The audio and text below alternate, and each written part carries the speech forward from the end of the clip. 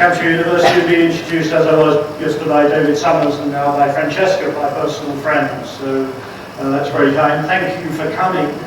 It's always a relief giving lectures like this to know you haven't actually demolished the audience.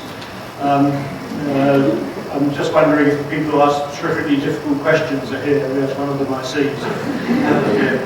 Anyway, we'll see how we get on. I should have said yesterday that the picture there is of Page himself, Thomas Nelson Page, and I searched through his CV and tried to see if there was any obvious link between what I'm doing, some elegant way of saying there's a link between him and me and I should be giving these lectures. I could find none, but I would like help. I'd also like help with the university website doesn't inform us as to who Barbour is. Probably his daughter who married somebody else, but anyway, if somebody knows who Barbour is, and I'm sure there's local knowledge, let me know. The only link I could discover between Page and myself is we've both got similar rather silly chins.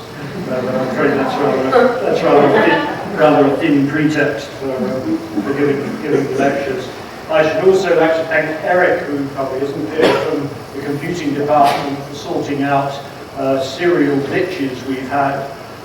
If anything goes wrong, of course, he's not to blame, but thank you for his help on that. Today we're looking at processes, in particular two species of process, splashing and folding. The image which I started with yesterday, of course, involved process as much as static pattern. This was Jonathan Callan's dust landscapes created by sieving cement powder onto a board or a plate, which is drilled irregularly with holes through which the dust passes to make these miraculous scaleless landscapes, which you can imagine at various scales, but most obviously at a landscape scale. The link I'm going to make today between the geometric solids is again a Leonardo trigger, and I'm using Leonardo as a trigger for a number of these explorations, and most specifically his heart drawings.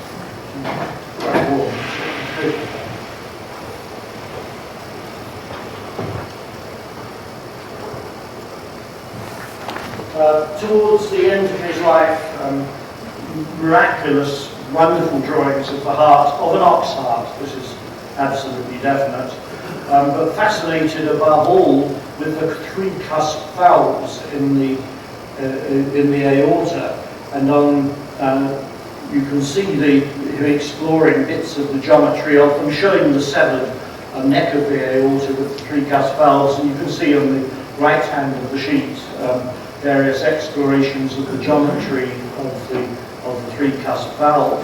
And for Leonardo, this was a perfect piece of geometry in action.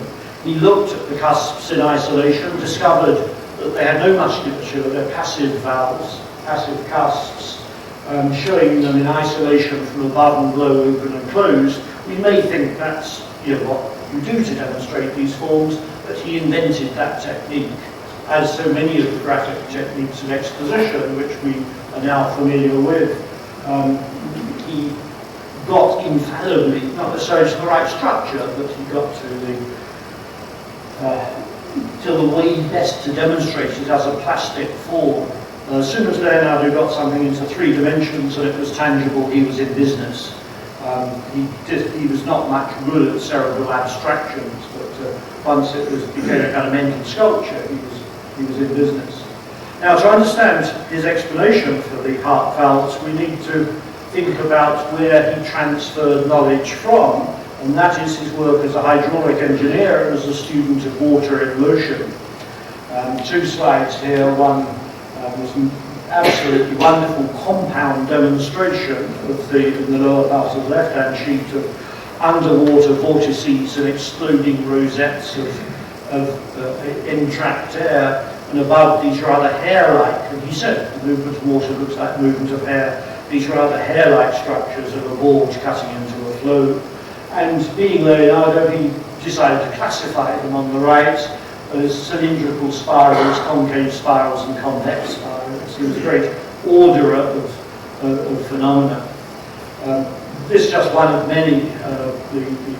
I'm doing an internet edition at the moment for Bill Gates of the Codex Leicester, and that is an absolute field day of water in motion in the body of the Earth and also in itself.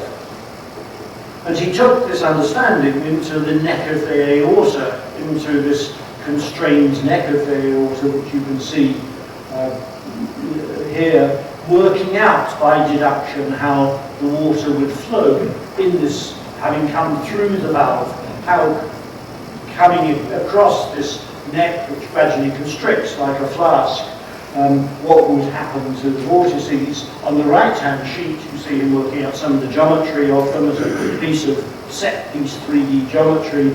In the top right-hand corner, and this is very notable, he says make it in glass and put in the membranes. The first time, as far as I know, anybody has actually constructed a theoretical model to confirm an explanation. In the lower diagram on the right-hand sheet, you can see these beautiful ionic vortices.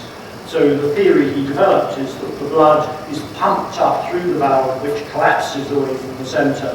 The vortices then fill the valve and stop the reflux of the valve and allow the blood to pass through the pulmonary or the major circulation. While I was working on this for the Victoria Albert Museum exhibition in 2003, a professor of aeronautical and biological engineering at Caltech, originally from Lebanon, called Maury Garrett, contacted me. And Leonardo would love to have been a professor of aeronautical and biological engineering, just suited him fine. And he said he was thinking of building a model, so I was in America at that point, so I went across to Caltech and he talked about this with his team, and that's the glass model he built with an initial trial arrangement of the flaps of the valves. It developed into a much more elaborate piece of machinery, but of the slides this gives the clearest idea of this flask shape which Leonardo developed. Now Leonardo, of course, couldn't see any blood inside there, it's just impossible, but with modern imaging techniques we can do exactly that. This is before the valves went in effect, so it shows the vortices very cleanly. And it is uncanny that Leonardo's knowledge transfer from his understanding of water in motion has come up with something which is so close to Maury Garrett's imaging of this phenomenon. And I'm not chiefly concerned with saying Leonardo is right. As I said yesterday, I'm interested in modes of visualization.